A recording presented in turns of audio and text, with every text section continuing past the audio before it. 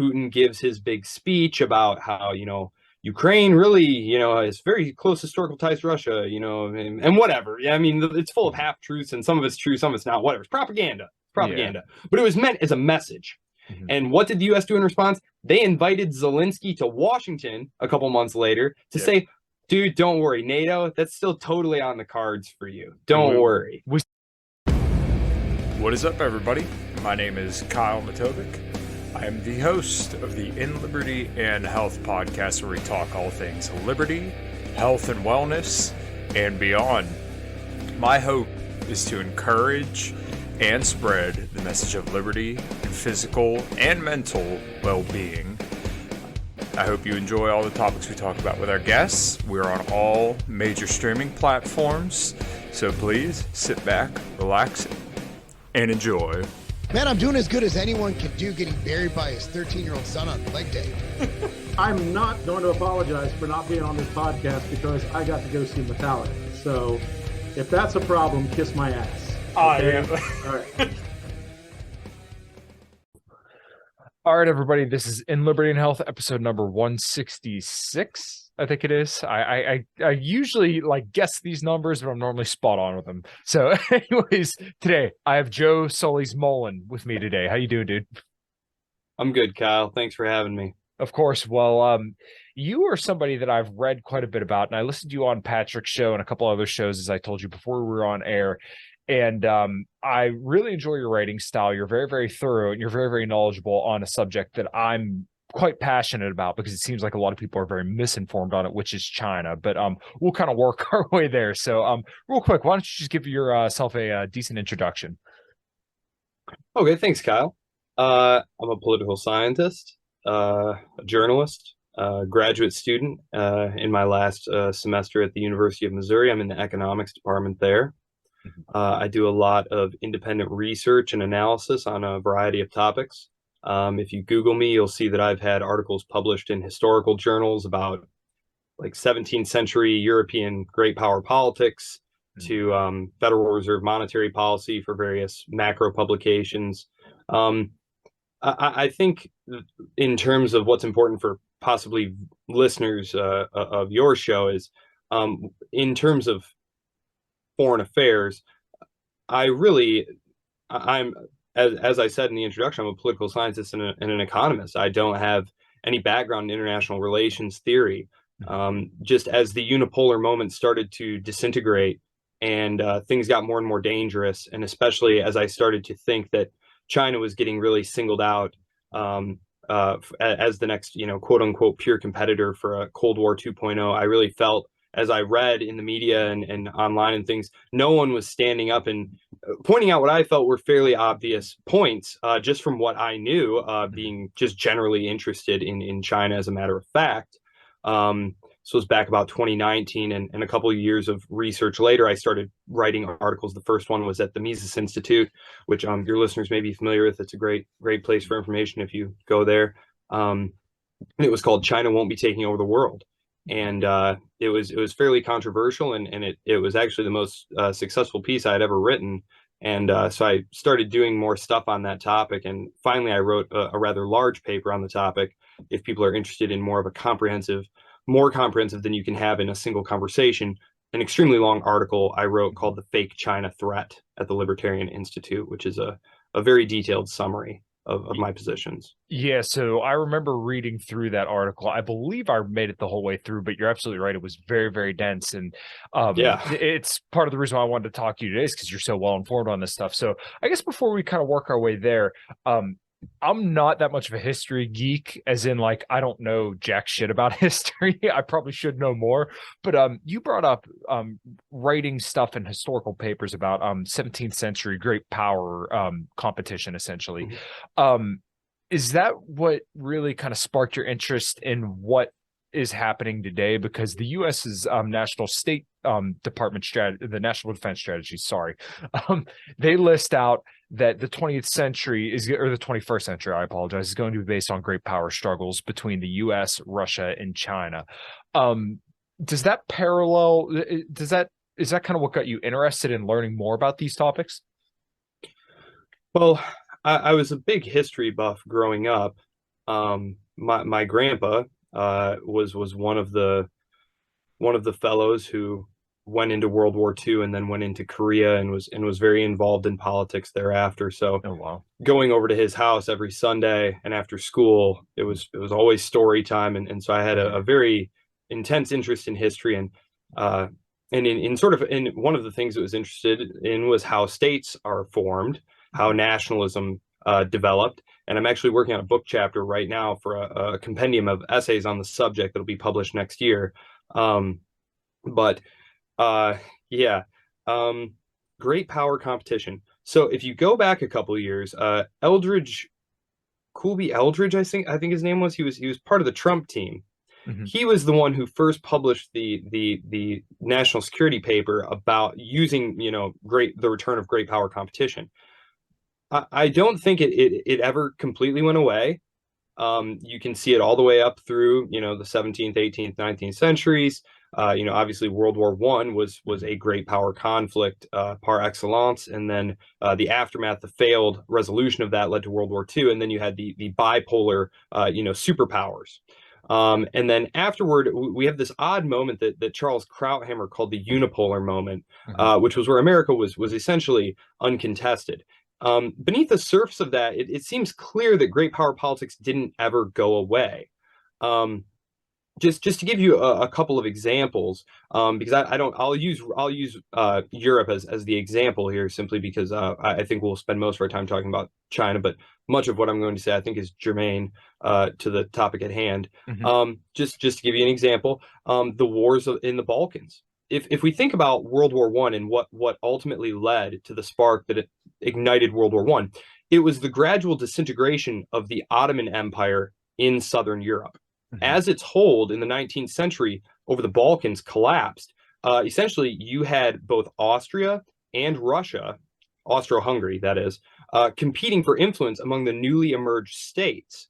When the Cold War ended, you essentially had the same thing. You had an unfreezing of all of these very deep-rooted ethnic, I'm not going to call them points of potential conflict, but it's certainly a very, very diverse place, the Balkans. Mm-hmm. It's where my family comes from, modern-day Croatia. They actually immigrated in like 1890, so still under the Austro-Habsburgs when they immigrated. But yeah, I don't think it ever went away.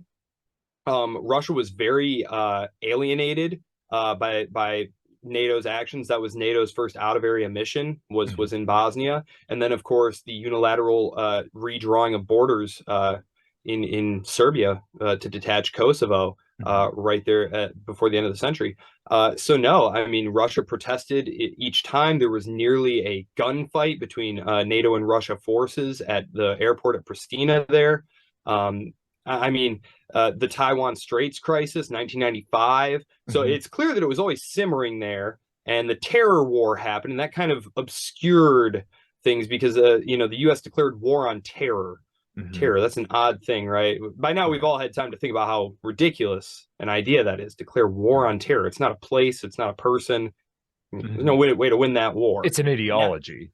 Yeah. It is an ideology. In theory. Yeah. But it's not something you can specifically occupy and not fight in a conventional sense. But now that China, during that time, really, China, to bring it back to China, it was engaged in sort of a waiting game. They had basically turned on the Soviet Union in the late 1960s. The fracture actually started earlier with the death of Stalin because Khrushchev. Well, we don't even need to go into that. Anyway, so. They flipped on the Soviets and gradually started to get more and more privileges within the American system. I'm just going to call it the American system. So they got most favored nation status. They got WTO membership. They got all these great things, technology transfers. They grew very rich. And as they grew rich, they started to think more about other interests besides not having, a poor, impoverished country that was potentially very, very vulnerable to pretty lame forms of I mean, think about it. Taiwan is 80 miles off their coast. Imagine the United States really wanted to have Cuba. Is there anyone who could ever stop them? No way. Right. No way. Not a chance. It'd be a hilarious idea to think of someone trying to intervene. But since 1955 at least, the Chinese Communist Party has wanted Taiwan back. It's 80 miles off the coast, and all it's taken is just the smallest bit of saber rattling by the United States to get them to back down. Well, that's just because their relative power differentials were so great. Now that is not the case. Now, I don't think there's any danger of China projecting its military forces much beyond its border. But Taiwan, if it really wanted to, I think they've shown now that they have the area denial capabilities to effect a blockade of the island. And I think that alone is reason enough to have an open debate. That's all I'm asking for at this point, is an open debate over our Taiwan policy. Because it went from, we don't know what we're going to do, you don't know either, to Joe Biden 4 times now saying, no, we'll definitely fight. And Congress trying to give him or whoever is the president the authority to unilaterally go to war over Taiwan. And we haven't had any public discussion of this. And when they're confronted about their apparent change in policy, they deny that it's even a change in policy. Yeah. It's really a gaslighting of the American people and of China, because once again, we're told that we're supposed to have this, strategic ambiguity where, okay, you don't know what we'll do in the situation if China attacks Taiwan, and Taiwan, you don't know what we're going to do. So this is the goal, to just kind of leave it up to them. And, once again, nobody knows what's going to happen. But now it really seems like they departed from the strategy. And like, I don't know if you were Xi Jinping, I have trouble saying his name, but like when you have basically a country saying that you're committing genocide and that you're saying you're going to defend somewhere that they consider their territory right off their coast, eventually you have to wonder, well, what is their overall intention? And it doesn't look good, especially when, Biden has said repeatedly, we will defend Taiwan, we will defend Taiwan. And one thing that frustrates me, and I'll turn it back over to you, is just these stupid Republicans that insist that Biden is owned by China. Well, if he's owned by China, they have an awfully loose leash on him, because he's, done a lot of things that really pokes them in the eye and says, all right, fuck around and find out. Yeah, you're not kidding. Gosh, domestic politics. Oh boy. I don't know if I want to wade into those quite yet. We just got started, but I'll get back to the Republicans on this in a minute, because especially among even some libertarians, I don't know if there's some sort of influence going on, some kind of fusionist influence going on, where these America Firsters are somehow akin to us, and because they don't want to arm Ukraine to the teeth, they're clearly, non-interventionist. It's like, just turn the channel and listen to them talk about China. They're hysterical. They're hysterical. Okay. Yes, Xi Jinping. And one thing I think we should not discount is the domestic political pressures these quote unquote dictators face. People like Vladimir Putin are answerable to people, and most of the people he's answerable to are much more hardline than him, based on everything I've read from actual Russia watchers. Xi Jinping, the same way. He has created, in some ways, it really reminds me of Imperial Germany in the late 19th century, because Germany, when it was unified during the wars of unification during the 1860s and 1870s, they were able to do something rather remarkable in Europe. They were able to industrialize and to create the sense of nationalism that is necessary to, basically hand a bunch of your subjects guns and, send them abroad to go fight your enemies for you and die by the, hundreds of thousands. Right. But they didn't democratize. They had, a Kaiser and basically, kind of a rubber stamp, sort of a parliamentary deal. She is kind of in the same position. As the country unified, got stronger, following the years of, the unification is still going on in their mind. They still don't have Taiwan. But for example, like Hong Kong and Macau, those were only returned to China, to Beijing, in like the 1990s. So this is still a process of unification that's going on. And she has cultivated this very ardent sense of Chinese nationalism that now he is on the hook to deliver on, much like the Kaiser, who spent the 1890s and 1900s, early 1910s, saber rattling, threatening everyone that if he didn't get more of what he felt was his country's due, Germany's due, their historic, right, that there was going to be trouble. And really, when I look at what China is asking in terms of Taiwan, it's like, in my eyes, we already agreed to a bunch of this stuff on paper, way back in the 70s. Right. And even George W. Bush's administration there were rumblings of, Taiwanese independence, and George W. Bush sent them a clear message saying, we do not have your back. So pipe down with that. Right. But if you look today, and one of the things I think you also have to look at is how much time a lot of these leaders spend in some of our own institutions here in the United States. Just for example, Larry Diamond, who's one of the foremost democracy advocates in the United States, done all sorts of work. He's very close with colleagues in the Taiwanese government, in the Progressive Party. You know what I mean? Yeah. And so there's all these connections where it's it's deepening and deepening, and it's going further and further away from what we said was going to happen, which was no high-level contacts with Taiwan. We've had several high-level delegations there in the last couple months. Yeah. No military presence. We've got troops on Taiwan. You're poking them with a stick. You're poking them with a stick. You're poking them.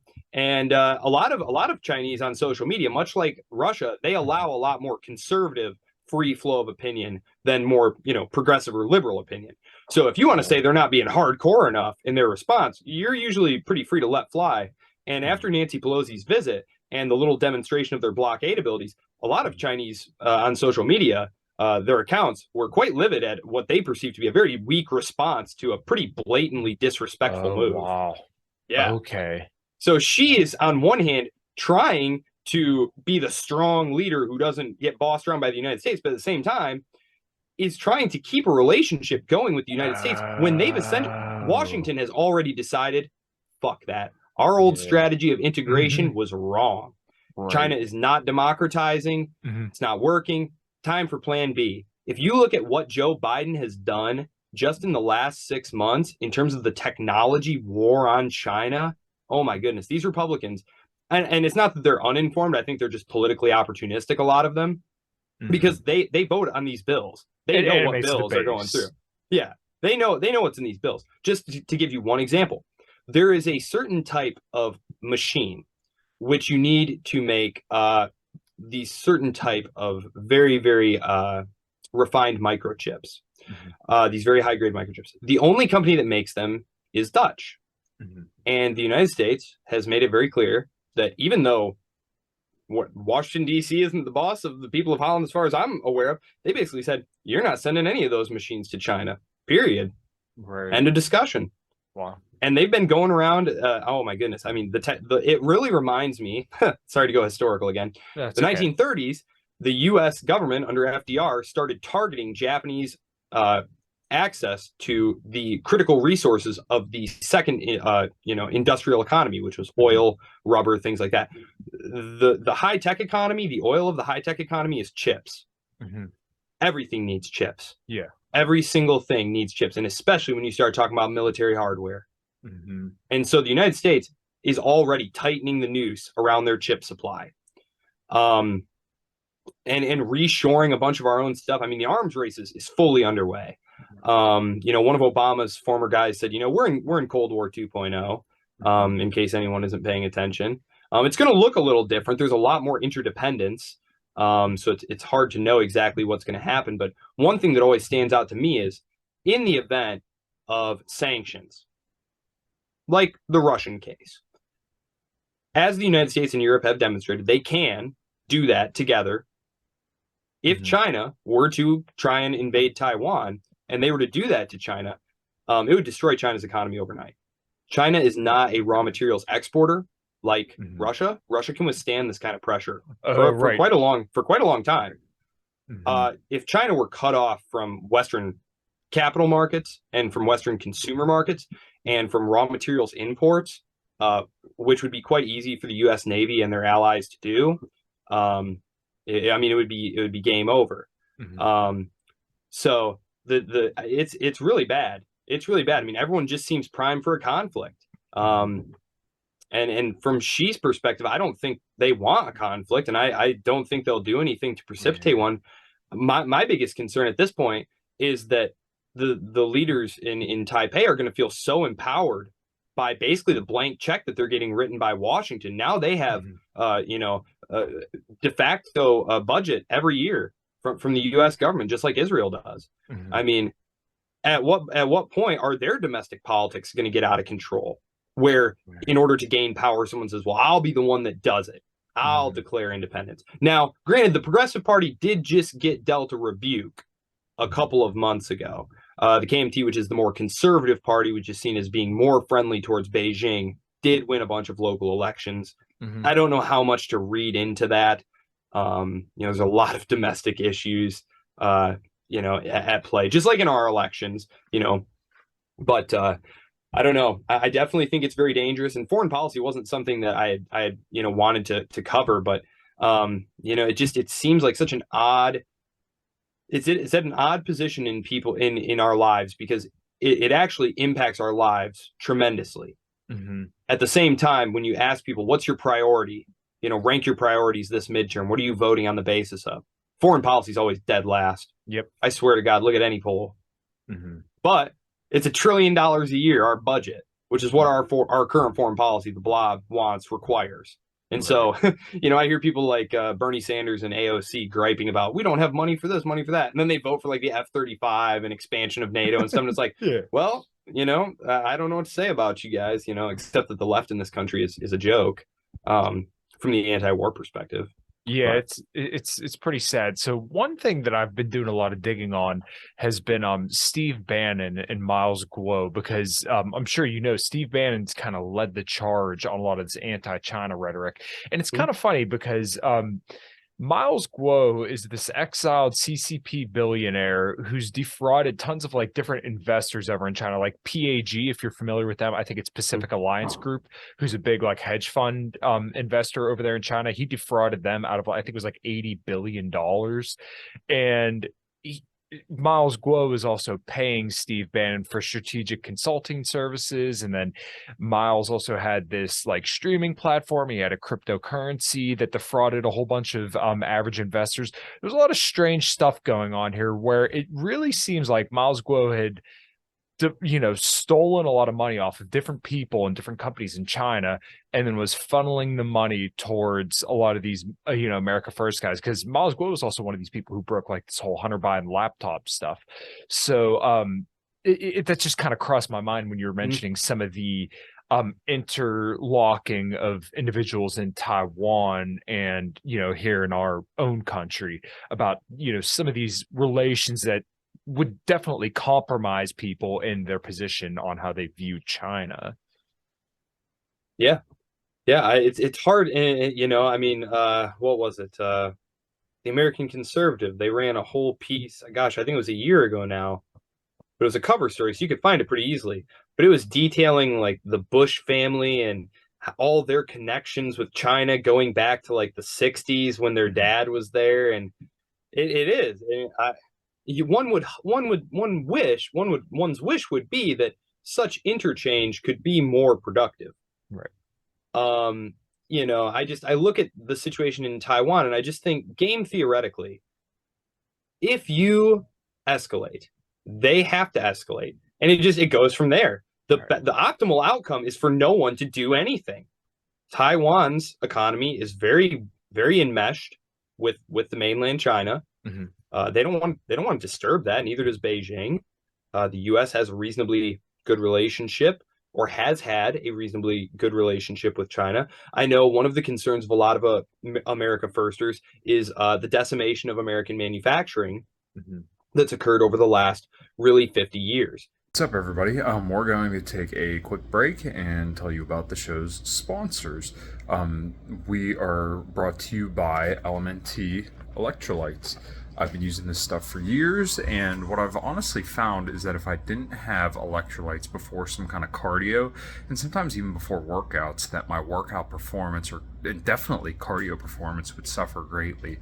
Sodium is responsible for every single movement pretty much in your entire body, and let's say you drink a lot of caffeine like I like to do, then maybe it is a good idea, like I do every single morning, put some LMNT chocolate electrolytes there in your coffee to get a little bit more sodium, potassium, and magnesium in your coffee, so that way whatever diuretic effect you get from the caffeine is pretty much diluted by the fact that you put chocolate salt in it.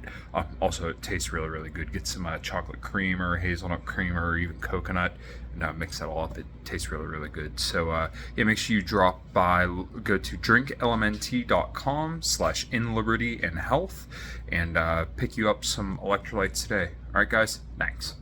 And look, yes, granted, some of the more recent waves of that were caused by China, particularly right after its accession to the WTO from 2001 to 2010. You know, you had that nasty recession in there that really hurt too. Yes, over that period of time, I think total something like 6 million jobs.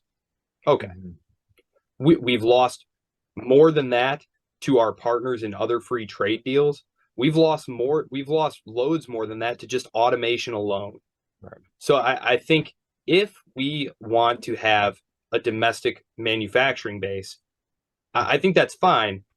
But I think we should recognize that it's just a matter of policies. Like, for example, the French and Germans, even though they're within the EU, they're really protective of their internal markets as well. But you don't hear them complaining about, you know, someone stole all the jobs and stuff and we're doing it. No, it's just if it's a matter of domestic policy, then just make those choices, because it was a deliberate choice in the 1970s. There's a really good book called From Factories to Finance, and it was written by Judith Stein. It's a fabulous book. It's rather dense. It's actually an academic book, but it goes into great detail how U.S. policymakers in the 1970s, as the Bretton Woods system started to fall apart and U.S. manufacturing hegemony started to be eroded by West Germany and Japan, the decision was made to simply make the United States the place where all of that surplus manufacturing got dumped in exchange for, you know, their savings being lent here to, you know, keep up the standard of living and stuff. And like, theoretically, this is all fine, but some communities did get very seriously damaged because, you know, places like, you know, Youngstown or something, where there was really only one source of employment there, like, you know, that transition was handled horribly and predictably because most of the people who make these decisions are unelected, frankly. You know, they're policy wonks. You know, they went to a, you know, elite Eastern university school and they're just looking at it and saying, how can we maximize our power projection capabilities? Well, if we shed 2 million manufacturing jobs, we can have 20 bases surrounding China. It's like, oh, great. That's a great trade. You know, no vote necessary. It gets shoved into some huge bill and that's the end of it. So as the American people, I feel like they need to take a little more responsibility, because it's not like we woke up one day and the jobs were all gone. They started leaving in the 1970s.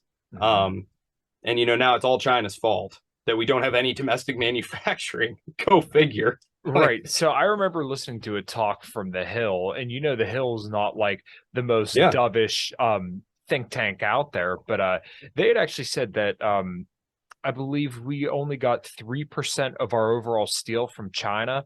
And that was one of the main focuses of Trump's tariffs, which Biden has continued and actually ramped up.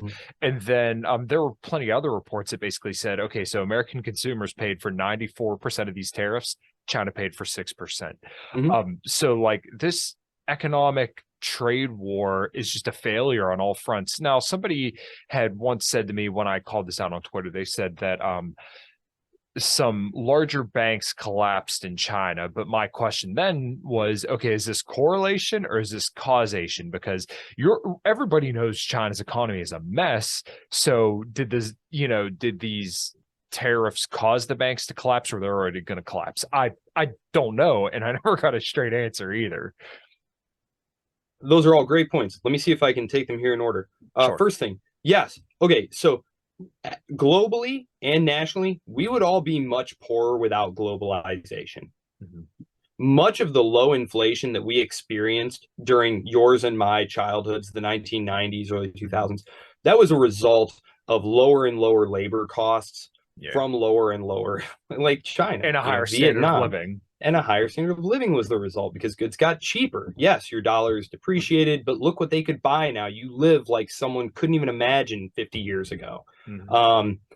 But yes, so if you decide that you want to shelter your market, protect it, protectionism, that's just the general for like tariffs, quotas, all those different subsidies, you are going to have slower economic growth.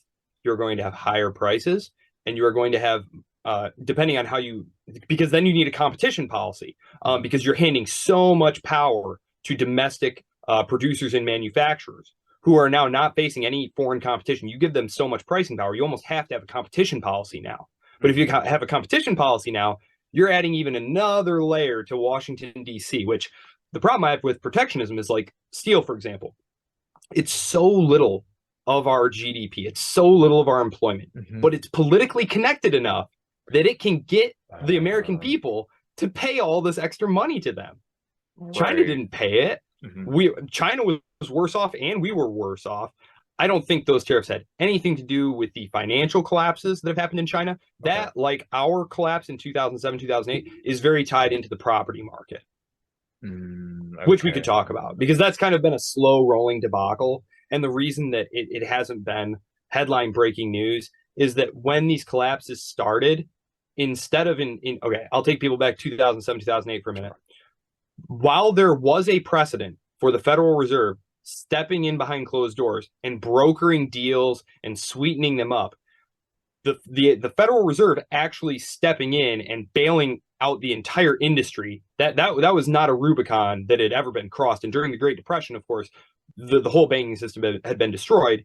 And so there was kind of a series of months of uncertainty before eventually Geithner and company won out and got the bailout that they wanted. But that uncertainty was enough to just completely freeze the system. It was a complete liquidity freeze. People weren't able to roll over positions. And what was happening was you had all of these mortgages, and subprime mortgages in particular, done by these shadow banks that have been packaged up and lent out. That's financial innovation for you. But you had to finance these positions with credit. And most of the credit came from other banks. And so when it became unclear whether or not anything was safe, everyone stopped lending to everyone else. And so that's what happened. Well, in China, they don't have that kind of separation going on there. So as soon as the CCP, which is embedded in a lot of these banks and whatnot, the ones that aren't directly state-owned anyway, as soon as they found out what was happening, they just opened up the taps and just started letting the money flow in there.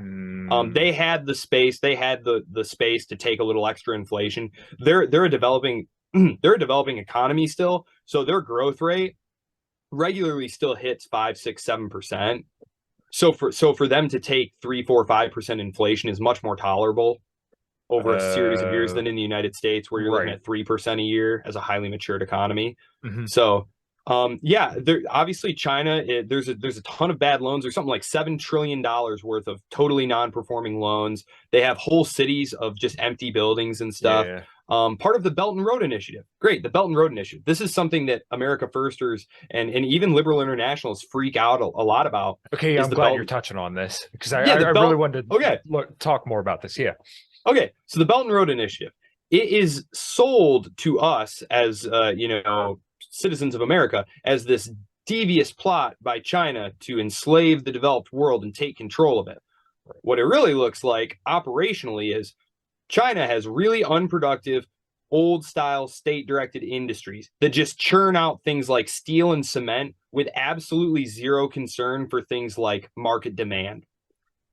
For example, here in the United States, the board sits down and they go, might be a recession coming up. We should cut production to keep price up. In China, that's not what it's about. It's about keeping these people at work and putting money in their hands so they're not standing around the unemployment line thinking about how rotten it is that the government isn't better at, making their lives better. So basically, they go to these other countries like Pakistan, Sri Lanka, and they say, hey, we'll lend you $50 billion. But here's the thing. You have to buy all the stuff from us. And they say, oh, okay, that sounds great. And so China, boom, killed 2 birds with 1 stone, right? Right. Except that a lot of these loans are now non-performing. Turns out, giving shitloads of money to places like Sri Lanka and Pakistan and Venezuela, not a great investment. Geez, I wonder why more people weren't doing it. Unfortunately, rather than just chilling out and just watching China overextend itself and waste all its money and destroy itself, our government has decided the best thing to do is run to start throwing money at these places too. So that's what they're doing. That's Build Back Better World, which what a lame ass name. Jesus Christ. So it's kind of funny because I heard somebody use the expression once that we go around the world with bombs and China goes around with a briefcase, and we're supposed to see who's going to be better off, but it seems like neither one of these are like really winning solutions. So the one thing that kind of clicked for me, I'm a auto mechanic by trade, and it would kind of be like Ford would be looking at what they sell the most. So I work for Buick, GMC, Cadillac, but Ford was just the one that came to mind first. So everybody knows that Ford F-150s sell like hotcakes, right? So that would be like Ford, the executives sitting up top saying, well, we're selling a lot of trucks, so why don't we turn up the spigots and make a lot of Focuses right now as well? Even though nobody wants cars anymore, everybody wants crossovers and trucks. Let's just make a whole bunch of Focuses so that way we can get them out there. And then let's see if we can offload these on. And typically, it seems like they're offloading them on countries that really don't have that great of economies, especially like somewhere like Venezuela, which has been under brutal sanctions by the U.S., basic embargo. Yeah. No, and the thing is one of the things that I spent some time studying was the development of capitalism in Europe. And one of the things that really struck me was what a really socially disruptive and occasionally exceedingly violent process it was. And so when you talk about decommissioning, industries that are non-performing, you talk about moving lots of people around at once. Like this is going to be highly socially, fractious. And if you're a democratic country and the plan doesn't go well, there's an election in 2 years. You try. In China, if that doesn't go well, there might be a revolution and people might wind up getting shot, as tends to happen. So Xi actually came to power saying that he was going to continue to try and liberalize China's economy. But what he found was that it was highly disruptive. It was quite dangerous to central control. Capitalism is all about the diffusion of power throughout the system. Right. But creating, autonomous centers of power, if you are a would-be or authoritarian, that's totally unacceptable. It's highly dangerous. That's one of the reasons that the Soviet Union wound up collapsing, was because as it attempted to open up to reform its economy, it lost control of the various interests who essentially started to organize for themselves, and the center was just not strong enough to hold it together. And so, for example, China's crackdown on its own technology sector. Shanghai has historically wanted to look outward. It's not that interested in what's going on in Western China. Deserts, mountains, not interested. What's going on out in Japan, the United States, South Korea. They have a lot more relations with them. And so those are also the places that spent 100 or so years under Western occupation, starting in the 1840s following the first Opium Wars, which if people are interested in studying U.S.-China relations for themselves, I would recommend just starting in the 1840s with the first Opium War. Okay. Because America wound up being involved. The first U.S. troops set foot in China in the 1850s. Okay. As part of the Imperial Occupation Force. Okay. Yeah, I actually didn't know that. So the other thing that I've heard is that these two things kind of tie together, is that you have China, which is actually like their population is largely diabetic, and it's not because of overeating like we have here in the US, it's because of malnutrition.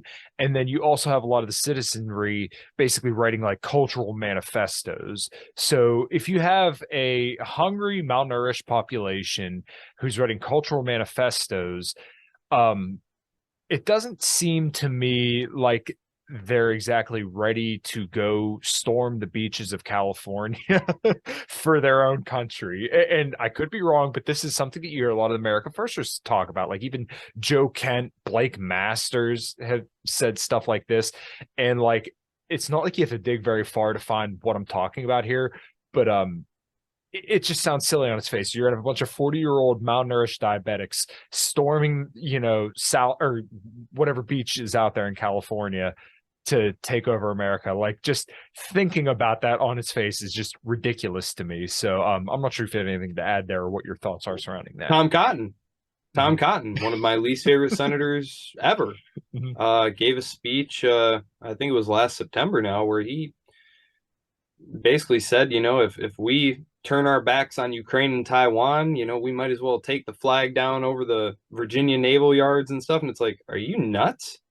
No invasion force could ever invade the United States. No one could ever cross the oceans. Yeah. Most of the stuff that you see where people say, okay, granted, we're not vulnerable to conventional warfare, but what about space warfare or cyber warfare? And it's like, okay, so can we finally shelf the million Abrams we have and stop building so many F-35s then maybe? But no, the whole point is to have places to put them and people to point them at.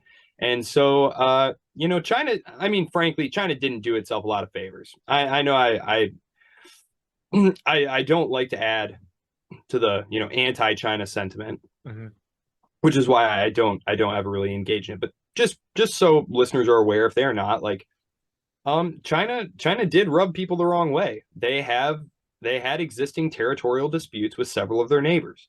A lot of them do. Korea, Japan, the Philippines, Vietnam, Malaysia. It's well known in the region, and no one is super bellicose about it. Everyone was kind of just minding their own business. For example, the Philippines, the quote unquote disputed waters they had, were being patrolled by a rusted out old tugboat, basically. And the Chinese started to behave pretty aggressively in the South China and East China Sea, which they had historically dominated, granted. But I just feel like if your goal was to turn the region against you, you did a good job. But it wasn't. The goal was to be assertive, but that didn't work. Instead, it prompted a very sharp response from pretty much everyone in the region. And I'm not going to generalize, because each one of these countries, South Korea, for example, Japan, India, Vietnam, Australia, these countries all have their own slightly different reasons for wanting to balance against China. And the one thing they all have in common is they'd like the United States to be in the area. Now, unlike the Europeans completely lost control of the situation. Olaf Scholz actually wrote a piece in Foreign Affairs this week, basically saying, look, Germany needs to lead Europe on an independent foreign policy, because he's not going to say it. He can't say it. But a lot of the people in his own country are saying it. NATO started this war. Shocking. Now, NATO's, and the divide is really sharp. And in some countries like Italy, it's well over half the population surveyed say, obviously NATO expansion started this war. It's only in the United States that it's remotely controversial to say that. But Olaf Scholz has basically said, look, going forward, we need to be more independent because our interests were not your interests. We got all our oil and natural gas from Russia. You didn't. We should have thought about that. Countries in Southeast Asia have been much more reticent about just letting America lead them straight towards the slaughterhouse. But because, but they all have an interest in having America there in some capacity to help them balance, because a lot of them have existing disputes too. And so basically the idea is that the United States will act as some kind of coordinator. That was until Joe Biden came along. Then Joe Biden came along and started saying, well, we're just going to intervene directly. Obviously, that's always been the policy, and which was, news to those of us who paid attention. But no, I think the America Firsters, the Republicans generally, they can't help themselves. They just can't help themselves. I think the first Cold War started in part, maybe in large part, because the Republicans had absolutely nothing with which to beat Harry Truman with. The New Deal coalition was still perfectly intact. They had nothing to beat him with. So they just said, he's soft on communism. What? Soft on communism? Yeah. Isn't this a guy that was just fighting them and bombing them and, all that stuff? No. So the whole Red Scare, right, which was basically a reaction, purging the State Department of all our China experts and stuff. It's bad. And it looks like rank political opportunism. Especially now because they have a real hand in crafting policy now. It's a pretty much evenly divided chamber a lot of the time. So these bills have to move with bipartisan agreement.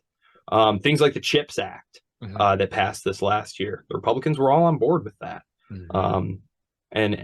So It's tough because there are in a lot of ways, there are certain things about the America Firsters that definitely are compatible with some of the positions that libertarians and non-interventionists have, but certainly when it comes to China, it's just all wrong, and they can't see it. And so. Well, and that seems to be like the big thing. I know you're friends with Pat McFarlane, as am I, and we talk almost every single day. And normally what, I don't want to say all the conversation, but sometimes the conversation ends up centering around just sending quote tweets of other, Republicans just hawking it up on China or, the Uyghur stuff and like just a lot of the unfounded claims. So one thing that kind of did surprise me about some of these America Firsters is this whole panic about TikTok. And like I did a Google search because I'm like, this just sounds like so silly on its face that TikTok is here. And they're calling it digital fentanyl now. Go figure, because of course fentanyl comes from China, which they stopped. They actually made it illegal to make that over in China in 2019. But anyways. I thought all the Republicans were going to vote for this omnibus bill because it came with banning TikTok. Well, if you do some digging, you'll find all the TikTok information is stored on U.S. servers by a company called Oracle. And when there were like breaches of security where the people who work for ByteDance over in China were accessing information they weren't supposed to access, they were fired like immediately. So to me, this says that like this is such just like a panic over, it's like a nothing burger. And it literally is kind of like you were saying there earlier, it's another Red Scare essentially. It's for domestic consumption. Think about the Iran deal, right? Yeah. Joe Biden is Obama's VP. He's helping him steer this thing to the conclusion. And he criticized Donald Trump publicly when he pulled out of it. And when he got into office, one of the first things he should have done was been like, Donald Trump, I thought he was an idiot. We're getting back in this deal right away. Instead, internal memos, leaks, he was afraid of the political blowback that he would catch from Republicans for looking, quote unquote, weak on Iran, which like, whatever. Like, come on, show some backbone, man. You don't face an election for 4 years. Like, go argue your point. Go argue your point. It felt so much like Hillary Clinton. Like, they're just so spineless. Like, they have no real convictions. Like, Hillary Clinton helped negotiate the TPP, and Donald Trump got up there and said, "That's a dumb thing. I'm not sure what it is, but I don't like it." And instead of just defending it, and being like, I don't think Donald is a very smart guy, and here's why we should do it. And she was like, she just dropped it. Dropped it. No convictions at all. So again, you have to look at the money too. I mean, the Ukraine and Taiwan lobbies spend so much money in Washington and are so active, and there are no real guardrails against this. Okay, so I haven't heard a lot about this actually. Yeah, these foreign governments can just pay these think tanks, and then they hire these people to write these papers about how they're so critical to our national interest. Okay. It's like, are you guys kidding me? And there's no disclaimer at all when they come on the television and they tell you, I'm an expert at the American Enterprise Institute, brought to you by Saudi Arabia. Like there should be a disclaimer here. They should have to wear the patches on their jackets. Like, who's paying your salary here? Because it's not. Several months back, I started to think like Politico's articles are getting really weird. And I looked and I found that like they had started to be sponsored by like Lockheed Martin. Like, wait a minute. Of course, the article that did it for me was one about how the U.S. is falling behind in the Asia Pacific arms race against China, and I was like, what the fuck is this? Yeah. So I don't know. It's everywhere. It's everywhere. The money is everywhere, and there's just no incentive for the average politician who is a spineless, power-seeking nut job. That is the average politician. They look around and they say, okay, if I oppose these policies, I'm going to lose manufacturing jobs in my district because companies like L3 Harris and Lockheed and Raytheon, they spread these jobs. Boeing, they spread these parts jobs all around the country. They nestle them in different congressional districts. You're going to get primaried on it. Like, they lost 113 manufacturing jobs. It's like, oh man, for what? Because you don't want them bombing Yemen. They're gonna be like, where the hell's Yemen? What's a Yemen? Yeah, for real. So they don't give a fuck. No, not at all. And you better vote for that appropriation is if you want to get elected. Right. who is it? Raytheon. That's right. Raytheon even has its tentacles into some of the General Motors like training. So, for me, I have to take manufacturer specific training for General Motors, and Raytheon's one who's actually in charge of all like the classes and everything like that. So that's really interesting when you kind of think about where all these arms manufacturers are kind of seeped into and how they have such a pull on people and, you know, different sectors. Especially on foreign policy, because again, it's not something that it's a coordination problem. Because they can focus their resources, their immense resources, in a very concentrated fashion on particular issues to move the needle. Whereas it's very hard for you and I and maybe the, you know, 10,000 other people who care about this issue to coordinate a response, to get a lobbyist in Washington, you know, to finance this thing, because they have no shortage of it. It's an incredible system what they've got going on. These companies get the government to tax us, to take our money, to give to them, the arms manufacturers, to then give in part back to the politicians, to then give to them some more, and to tax more. It's just really incredible. And of course, everything's got a million updates, and that old stuff, that's no good. They just built a bunch of frigates that were just going to be out of sight. They were going to be great. They were going to be these shallow water patrol boats. China wasn't going to be able to touch them. They've been in service 2 years. The Navy's scrapping the whole bunch of them, said, they don't really work that good. I am stoked to tell you guys about the show's new sponsor. I am now working with MTS Nutrition, which is a brand that I've believed in for a very long time, and they run awesome cells and they have awesome products. So I want to tell you about their amazing protein powder, which you're going to ask me how many pounds I have of the protein powder, and the answer is all of them. So here I got red velvet cake, 25 grams of protein, and they have the amino acids and everything on there, 59 servings.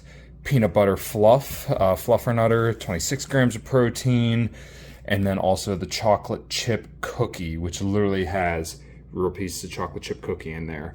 So 27 grams of protein, 180 calories. As I've talked about on the show, getting your protein in is very, very important. So make sure you hit that link below and purchase your protein powder through MTS Nutrition. Boom! These things were billions of dollars a piece. They built like 12 of them. Don't worry about it. Come on. You know, so yeah, I mean, I don't know. At some point, you feel like these $1 trillion annual deficits something has to happen. You know, so yeah, you would think something would have to break, and it almost seems like it kind of is. There's something I wanted to pivot back to China on, and it just slipped my mind. I don't remember what it was, but yeah, you would think you can't, you know, for a continuous amount of time, just continue to run multi-trillion-dollar debts and then sign these omnibus bill after omnibus bill after omnibus bill and see no consequences from it. Okay, so actually, you know what, this might be a decent pivot for you, because I know you also study kind of like geopolitical markets and kind of economies all over the world as well. What do you think of this idea of the U.S. being the cleanest dirty shirt in the hamper? Because that's typically what we hear, is that we're going to maintain dominance because, once again, we're the cleanest dirty shirt in the hamper. Of potential global hegemons? Well, I don't think, number one, I don't think there is an alternate global hegemon. Okay. I think it's either the United States or like some sort of block system, or ideally you'd have a multipolar system. And there is some literature that suggests that multipolar systems are highly unstable and prone to war. Whatever. I mean, I feel like at some point it's decision-making time. I mean, war is bad. War is not good for anything except the people in power who want power. It's not good for economies, societies, anything. When you look at the United States' record, it depends where you lived, right? If you lived in Western Europe, you probably didn't mind this too much the last 50, 60 years, right? If you lived in Vietnam, you probably minded it a great deal. If you lived in, Nicaragua or Chile, you probably minded it a great deal. If you were living in in one of the Sunni Persian Gulf countries, I don't know, you're probably pretty cool with it still. Like, I don't think the Saudis wanted to break with the United States. I think they started to get very freaked out by the emphasis they were placing on human rights and stuff. And I think they just realized it was only a matter of time before they got caught up in this as well. And so they started to try and pivot away. But certainly the agreement they had going on, which was you just sell us a ton of oil. We'll make sure that nobody messes with you. And, their scheme is they just pay their very small populations. If you look up per capita GDP, all those Persian Gulf countries are going to be like number 1, number 2, number 3, number 4, because they have very small populations and tons of oil wealth. And basically the rulers just pay the people to like sit at home in the air conditioning, making babies. You've seen the cities they have. They're just glorious cities full of shopping malls, entertainment, and then they just import migrant labor. That's one of the things the World Cup recently, one of the things that was kind of behind the scenes was all the people who died making the World Cup facilities, all the imported labor. That's basically what they do. So they didn't want it to change. The reason that China couldn't play the global role is because none of its neighbors would be comfortable having China take charge of security in its region. Right. And they're all developed enough to do something about it. When the United States took possession of the Western Hemisphere and asserted its regional hegemony there, which was a critical step to it becoming a potential global hegemon, a vital step, there was just no other strong state in its hemisphere. I mean, at all. Great Britain was hanging around in Canada, but by like 1860, 1870, the internal documents, the British had already like completely discarded all contingency plans for a war with the United States. It was, if the Americans push on an issue, we're just going to have to concede. That's actually why the shoreline of Alaska that trails down looks like the way it does. If you've ever looked at a map of Alaska, I think so, that was to prevent easy British access to the Yukon there and all the gold there. Teddy Roosevelt was basically like, we're having it drawn this way or we'll have it by force of arms. And the British were like, yeah, that sounds unreasonable. We're not going to go to war over that. Right. Okay. We need to take a page out of their book. We need to take a page out of the British playbook, because that's the only real successful instance where we've had of like one global hegemon, the British, handed off power peacefully to another global hegemon. And what we need now is a peaceful establishment of what I think needs to be a multipolar world, because Russia is no longer going to be allowed or want anything to do with the American-led global order. That's all done. So it's wrecked, and Russia's too big. So something new needs to happen. And it's a question of what China is going to do. China wants to be independent. India wants to be its own, its own. I don't want to use the word master, but like, it wants to be autonomous. It wants the perks of dealing with Russia. It wants the perks of doing business with China, with America. They're not going along with these sanctions. They're still buying Russian oil, and they're a nominal ally against China. So, so I mean, India had even border disputes with China. Like there were people dying over. I know that was a pretty big deal. So I think one other thing that you wrote on, which we can kind of pivot now towards domestic politics. Didn't you write an article on Ron DeSantis? Yeah. Okay. So Ron DeSantis is kind of this new up and coming star in the Republican Party, and even amongst libertarians. And let me get the standard caveat out of the way. Yes, he was great on COVID. And my wife and I got married in Florida just 2 months ago. We went down to Florida plenty of times last year, and I'll go to Florida plenty of more times because I absolutely love everything about Florida. That being said, if you look at Ron DeSantis' voting history, you're going to be hard-pressed to find where he would disagree with someone like George Bush. And yes, he voted against regime change in Syria in 2013. Yes, that's a good thing. But as soon as Trump got in, he was all about him bombing there. And he's one of the worst Iran hawks. He's not good on China either. He's terrible on China. And then he's not good on Russia either. Because if I remember correctly, he said something about a certain strategy regarding Ukraine. But I can't remember his exact remarks off the top of my head. But like Iran and China, which are like kind of the two pet peeves, of the Republicans, he's horrible on them, and he's definitely shaping up to be probably the next president because his just his charisma, the way he acted throughout COVID, and his ability to hire and fire people. There's something admirable about him, but at the same time, keep him in Florida because he's a fucking neocon through and through. You're spot on. You're spot on. Thank you. No, and I will add this. Okay, so when you look at his background, why would you expect him to be some other way?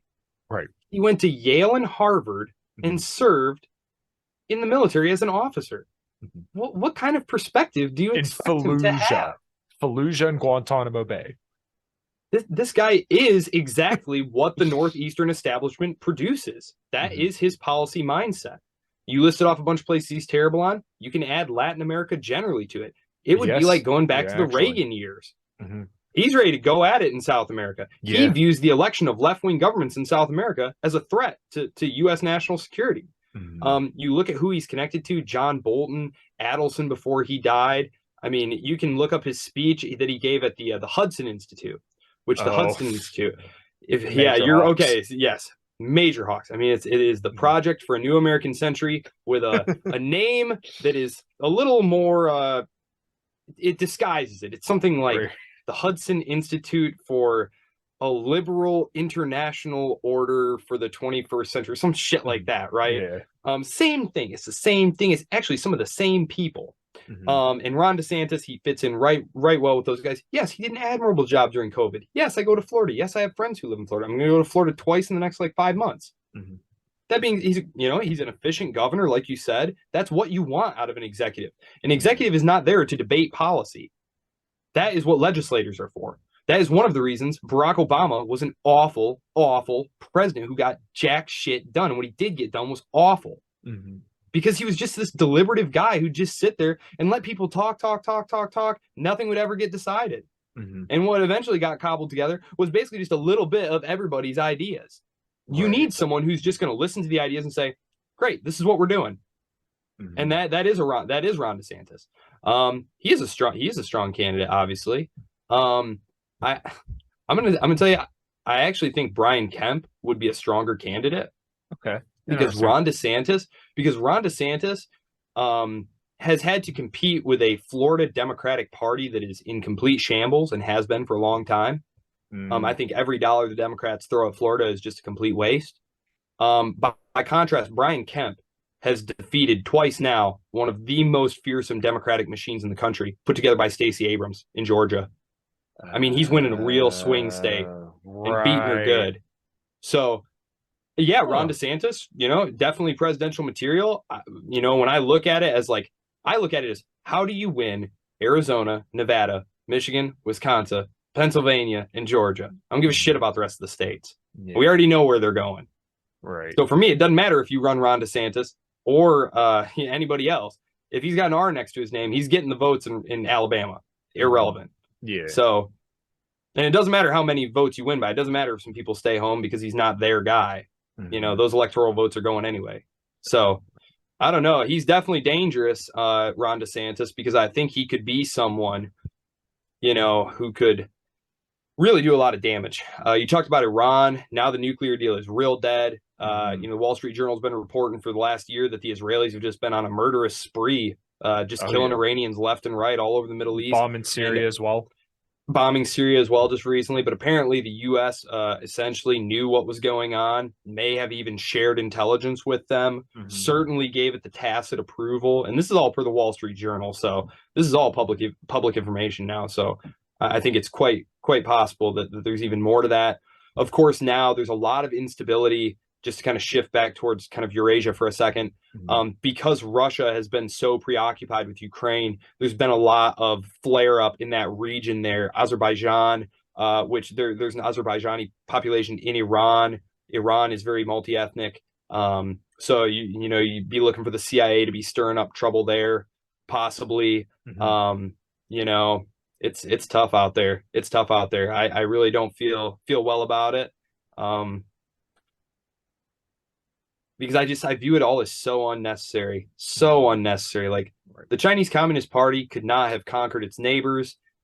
I don't think they ever would have tried militarily to invade Taiwan because it's such a high risk play. And it's all or nothing, really. I think they were just fine with the status quo. And now we're going to, I think now it's just inevitable because there's no trust. There's no trust between Beijing and Washington now. The official policy documents spell it right out for you. I don't care what label you want to put on it. Great power competition. What is it called? Competitive coexistence. They have all these different euphemisms for it, but it's basically Anthony Blinken said it right out. He said, what we're trying to do is shape China's surrounding environment in a way that will make it less powerful than it might otherwise be. And it's like, well, that sounds friendly. That sounds well intentioned. That's like telling your neighbor you're going to surround his house with fire. Yeah, I mean, it's just, and then, Beijing has to respond. Like, you have to respond. Right. There are a lot of domestic internal party pressures too. I mean, you just, and I don't know what to say. I mean, I don't want to sound fatalistic that this is going to happen, but when I look at what happened in Eastern Europe, and I wrote about this in particular, I started churning out articles in the months leading up to the invasion, where I basically said, look, this is it. It's now or never. Like, you got to cut a deal with Putin if he asks. And the Europeans wanted to do a deal with him. They had done a deal with him, and it was Minsk II. And it was the United States support for the ultra-nationalists, some of them Azov battalion guys, refusing to make them bow to Zelensky, who was elected on a peace platform to unify the country, to hold the elections, to give those regions the autonomy, the say over foreign affairs that they wanted. And the U.S. said, you don't have to deal with this guy at all. In fact, here's a bunch of weapons. Right. And that was it. Putin gives his big speech about how, Ukraine really, is very close historical ties to Russia, and whatever. Yeah, I mean, it's full of half truths, and some of it's true, some of it's not. Whatever. It's propaganda. Yeah. But it was meant as a message. Mm-hmm. And what did the U.S. do in response? They invited Zelensky to Washington a couple months later to say, dude, don't worry, NATO, that's still totally on the cards for you. Don't worry. We still have a blank check waiting for you, essentially. Exactly. It's so funny that there's this weird dichotomy of, like, we're supposed to believe that Putin is going to invade the world, but we're not supposed to believe anything about his nukes. But he also can't seem to conquer Ukraine, who, don't get me wrong, they're getting aid from all over the world, but he can't conquer a country that's 1/16 the size of the U.S. And we're supposed to believe that he's going to go out into Europe. Like, why didn't he attack like Poland or I don't know, some of the other surrounding countries on his border if he's going to take over the world? Why is he just attacking Ukraine? Could it possibly be because there's a lot of ethnic Russians, and that's something that means a lot to him and his people? It's probably it. And if and it seems like both sides of this conflict, obviously Russia more so than Ukraine, that they're willing to negotiate if, people will just pull back a little bit, and if the U.S. will quit just writing them a blank check. Like, Putin, from what I understand, his whole State Department have pretty much said the entire time, like, look, we'll negotiate. You guys just have to come to the table. But, once again, then the weapons manufacturers don't get paid if there's no boogeyman. Well, one thing about this too is, again, Zelensky is an elected politician. Mm-hmm. They are suppressing democracy right now in the country, under the pretext of war, which, we held elections under the Civil War. So just saying, it is possible to do it. We've always held elections, so it is possible. Anyway, Zelensky is under a ton of pressure. If Zelensky were to come to the table saying, all right, I'll make some territorial concessions to you, he would be dead or out of office immediately. Mm. Because the real people pulling the strings there are the ones who have the ties to the U.S. security apparatus, who've been getting the weapons all this time, who've been getting the training all this time. They're the ones Washington wants. Washington wants this. The blob wants this. They want Ukraine as a frontline state fighting back the Russians. And as a bonus, they got the Nordic countries, who were totally freaked out by this, war that was visibly coming from a mile away. Obviously, there are a lot of ethnic Russians in other regions. Obviously, Lithuania, Latvia.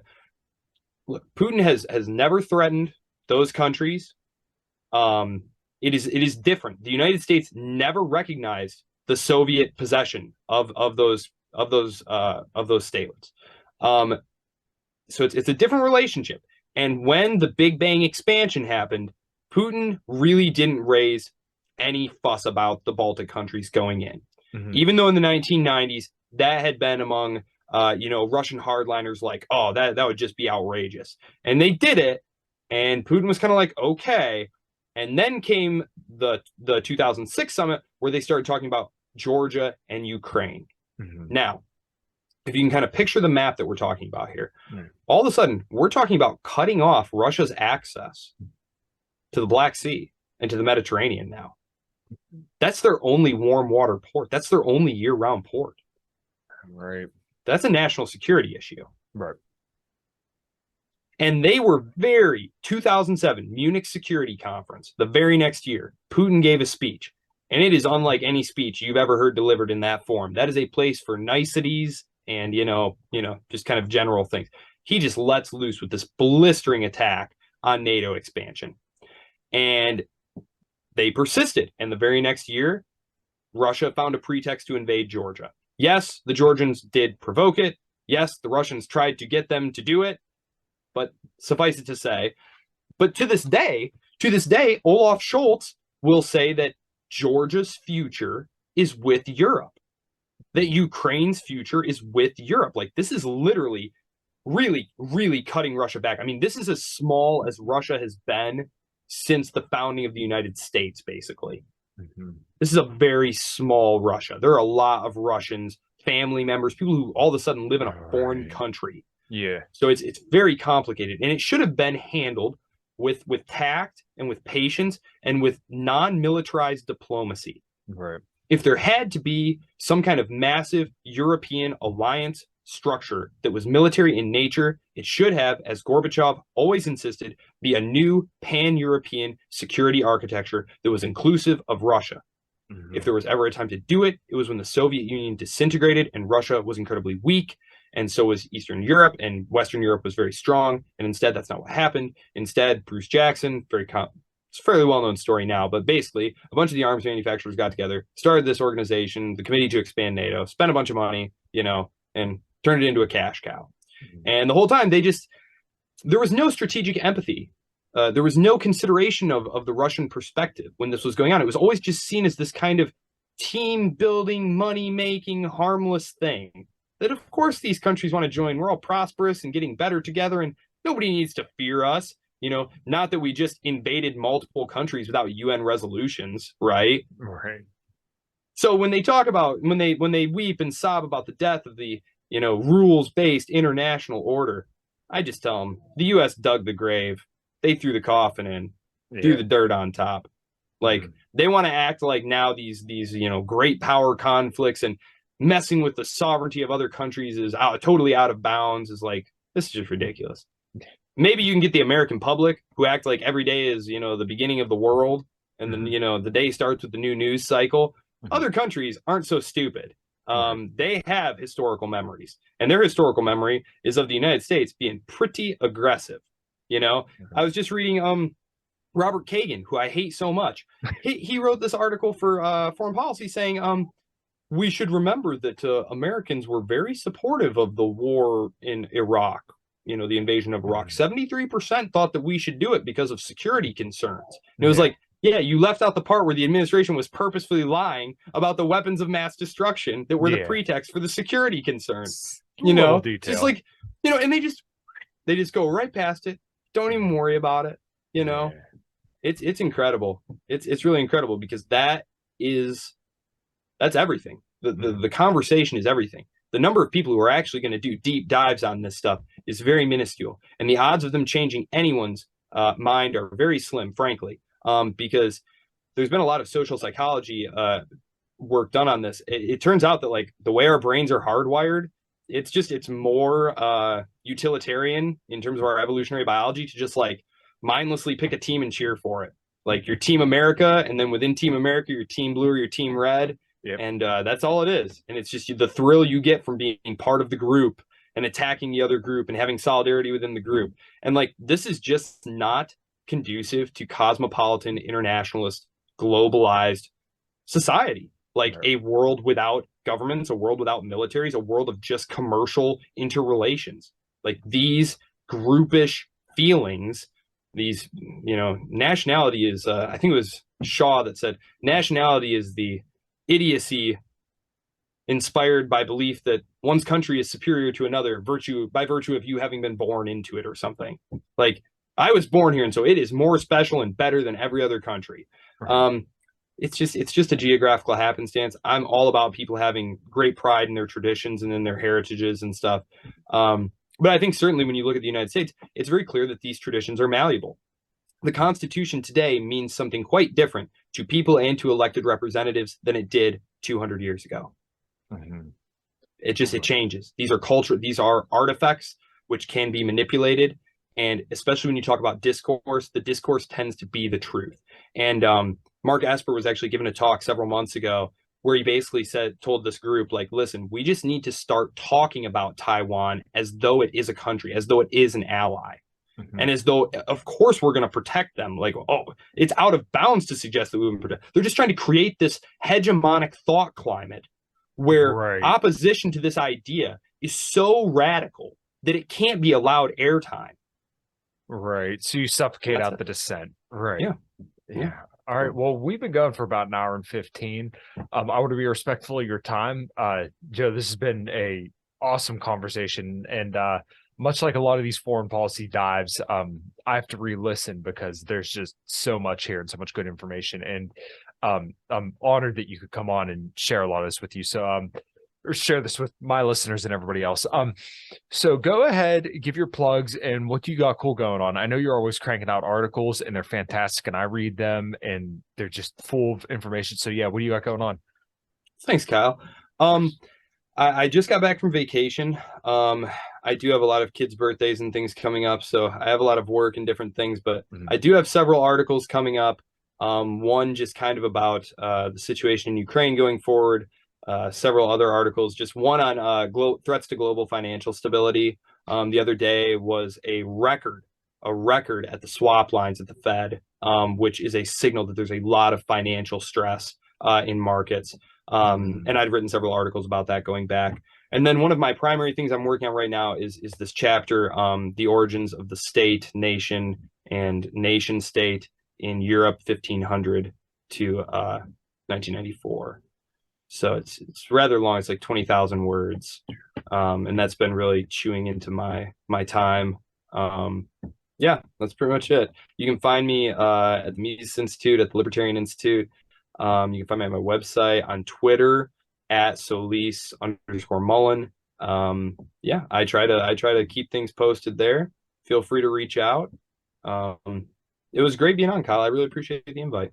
Yeah, of course. And we'll definitely have to do another one because there's still just a lot of information, a lot of stuff. And, you know, this situation with China and obviously with Ukraine and Russia as well is ever changing. And it's a topic that I'm very, very passionate about and I enjoy learning about. So if you got anything else, we'll close out and I'll see you on the other side.